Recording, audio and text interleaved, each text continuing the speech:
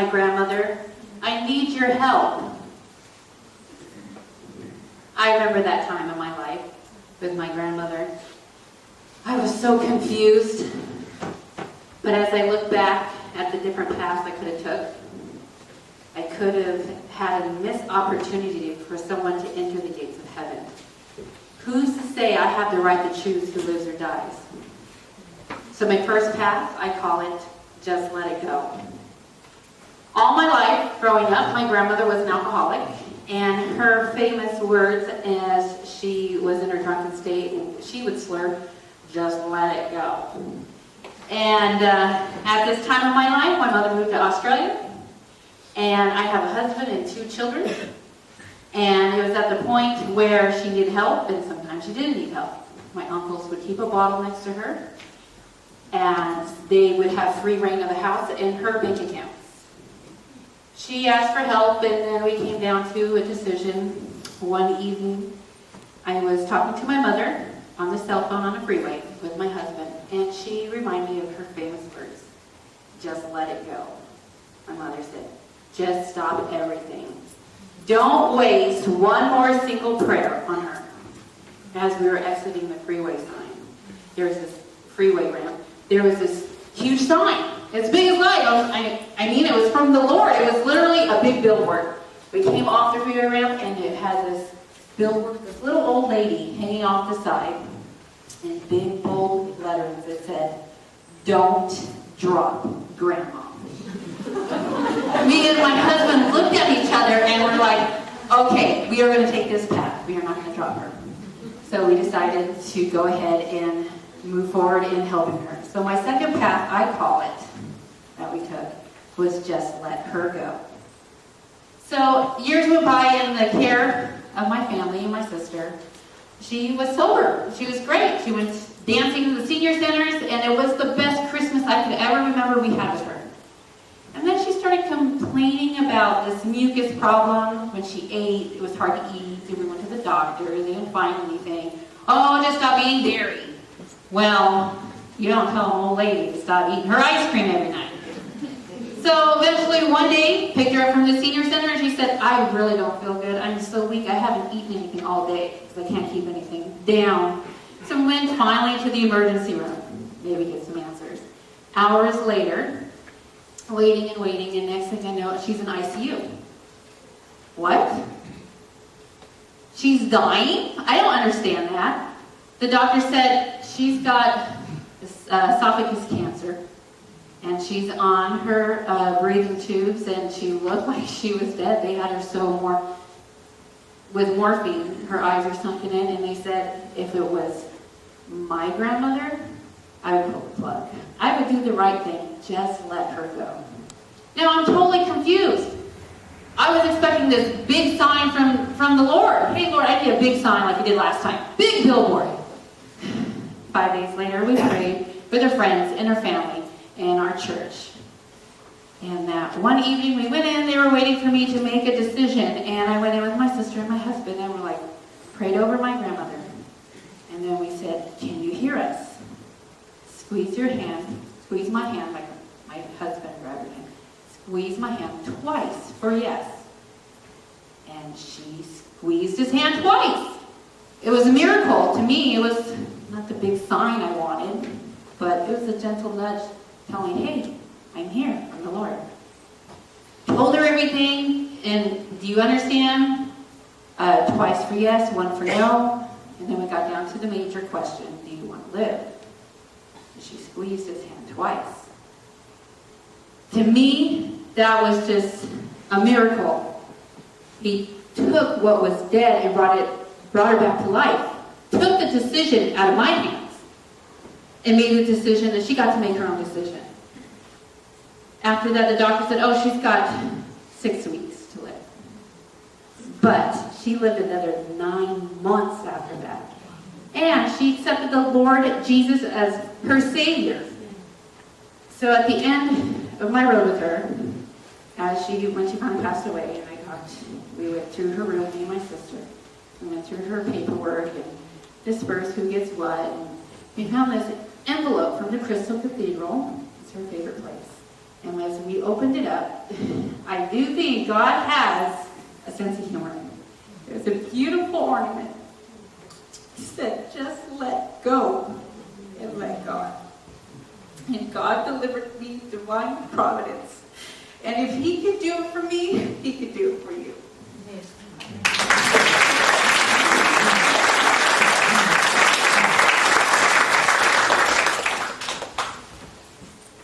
Dear Lord, it's me, Abby. I'm so worried. I need your help. As if money wasn't an issue already. I remember that day. It's okay. When my husband called me and told me he no longer had a job. How are we going to pay the rent? Feed the kids? We had already moved 3 times the year and a half before that. Lord, you said you were going to take care of us. Are you?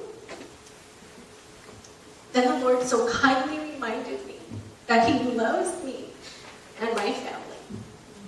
And so immediately I was reminded of Proverbs 3:5-6. Trust in the Lord with all your heart and lean not on your own understanding. In all your ways acknowledge him, and he'll direct your path. Okay, Lord, I'm going to trust you. 4 months went by, and the Lord provided every month to pay the bills. But 4 months went by. Aileen looked for a job. He went on a couple of interviews. He was sending his resume everywhere you can think. And it just so happened that somebody at our church was working with one of his clients at his house. And he noticed that he had all these awards on his wall. And he asked him, what do you do for work? So he told him. And to which he replies, oh, I know somebody in my church who's been laid off and is looking for work. And he actually does that he's in that industry. What's his name? So tells him his name. Oh, I worked with him before in the past. He's a great guy. My company's hiring. Have him send his resume. Aileen's on it. Sends the resume right away. And then we're waiting. 1 week, 2 weeks, the 3rd week, I don't know, maybe the 4th week. Lord, are you sure this was what we were supposed to do? Is this the job? Is this not the job? Should we keep looking? Should we stop looking? Lord, are you still going to provide? Again, Proverbs 3:5-6. Okay, Lord, I'm going to trust you. He got a call from the hiring manager. He went on the interview, and he was interviewing for a position that was going to have him traveling all over the U.S. And in talking to him, he told him, you're overqualified for this job. You need to be applying for this one. And he told my husband, this is the job for you. And logistically and on paper, he should have never gotten that job. But because God saw fit for him to have it, he gave him that job. That day I remember God's peace coming over me. And I was reminded that in my time of need, God showed me his grace. And if he could do it for me, I know he can do it for you.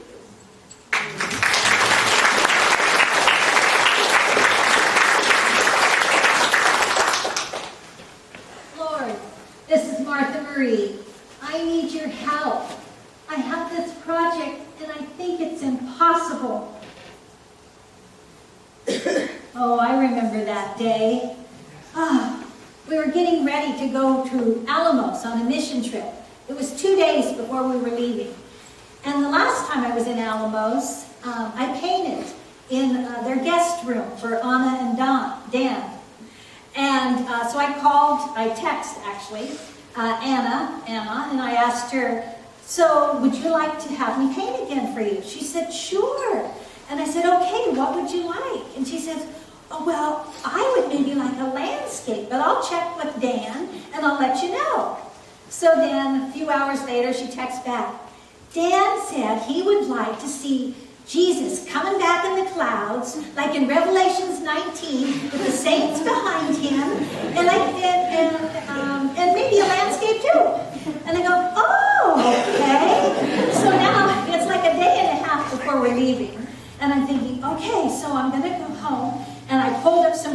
appearances of landscapes and horses and things. So we have our 18-hour drive to Alamos. We get there, and the next morning I'm up and I go, okay, Anna, where would you like me to paint? Like maybe over the fireplace here would be a good place? Or maybe over the couch here? You know, I'm thinking like this would be nice. She goes, no, Anna says, we want it up there. Up there? She's pointing at a 2-story cathedral wall, and all that's there is a little 10-inch thing. And she goes, can you stand on that ledge? I don't know, I can't stand on that ledge. You know, I'm thinking like this and fall off, you know?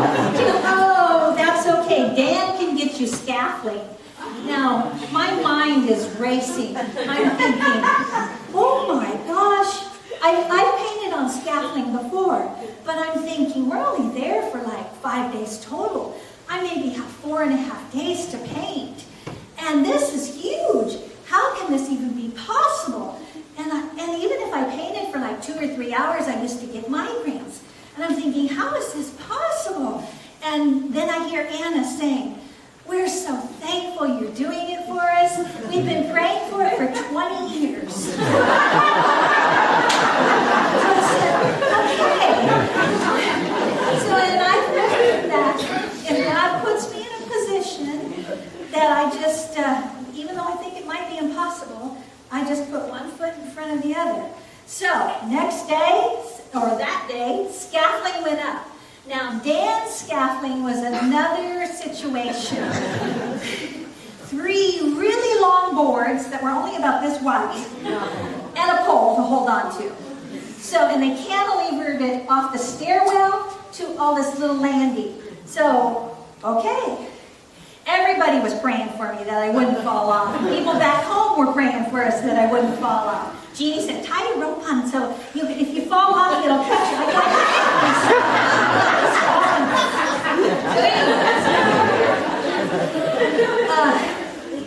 Long story short, I painted for 4.5 days, and I want you to tell you that the mission was completed. And I have pictures to prove it. That's the first day, and that was our friend Linda helping me measure. And that's all 2-story, you know, like that's good. Okay, so the next painting, that's when they raised me to the 2nd level, because I had to paint from 3 levels. And that's doing the top, that was doing the bottom, and we did from 14-foot ladders. And then this next one might be a close-up of the horse, because I have a hard time thinking of how to do Jesus, because it's kind of intimidating. So it was mostly light. I don't know if you can see the horse, but he's there. Actually, he was about that big. When you got him up there, it didn't look that big. And then that's the completion. So I want you to know that that is a miracle.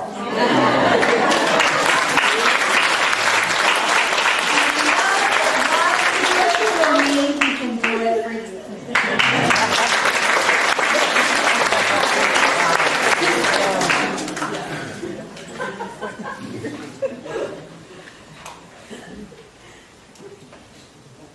Lord, it's me, Mickey. I'm so scared. You know, my husband's dying, and I don't want to be alone.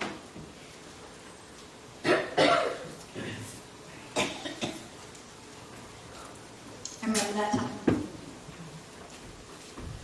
It seemed like a world ago, but not so far. However, I don't remember my speech, so I'm going to cheat here a little bit.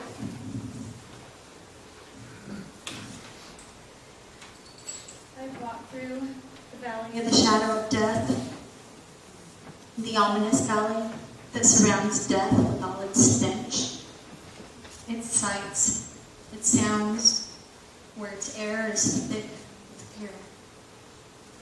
Well, it wasn't my physical death, but the death of the relationship that had pervaded every part of my being. It was the death of my ideas, my hopes, my dreams, my plans, and everything that I thought of as my security. It was the death of life as I had known it. It was a major change that I had no control over. And it would profoundly impact me for the rest of my life. It was a change that would rock every single area of my life. Every single person that I knew. And every single relationship that I had. Who I was, my position, my title, my burden of responsibility, changed like that night. Everything I never wanted had come to pass. The year I turned 30, my husband was diagnosed with cancer and passed away. He left me alone to raise our 3 babies, 7, 5, and 1. The 1-year-old's right there.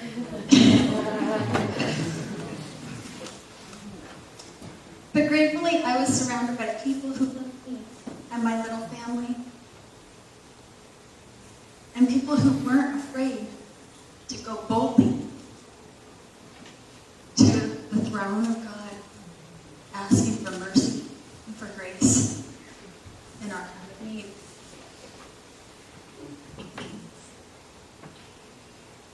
And that is when the light entered.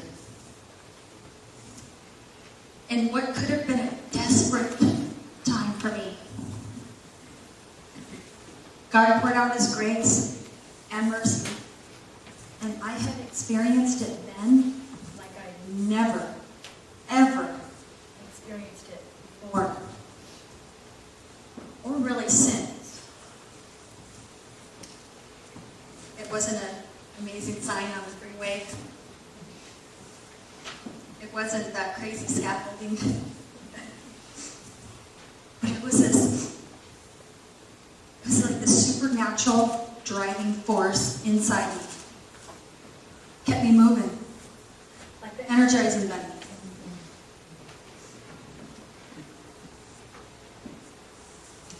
I didn't run away or hide, which is what I wanted to do. That's usually what I do.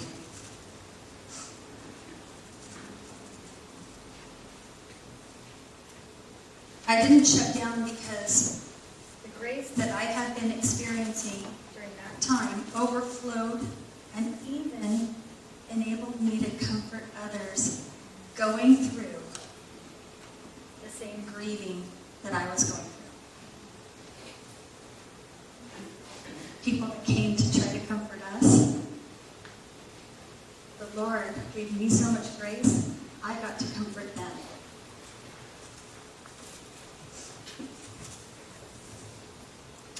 I was even able to comfort others that were going through different losses, that were grieving different losses. In the past, I've fallen apart for circumstances much less than this. But this time, with God's grace, I made it through. Yes, it was hard. There were so many times I was afraid. Times that I was sad, times that I felt alone, I was disillusioned, I was even angry. But those were the moments when my eyes fell to my circumstances and to the future that I feared that I would have to endure. It was then when I would forget about the one that loves me like no other, the one who promised me His plan for me is for good and not for evil, about the one who promised me hope in Him. He never left me. He never withheld His grace from me, even then. Even when I was feeling sorry for myself. Those were the hardest moments.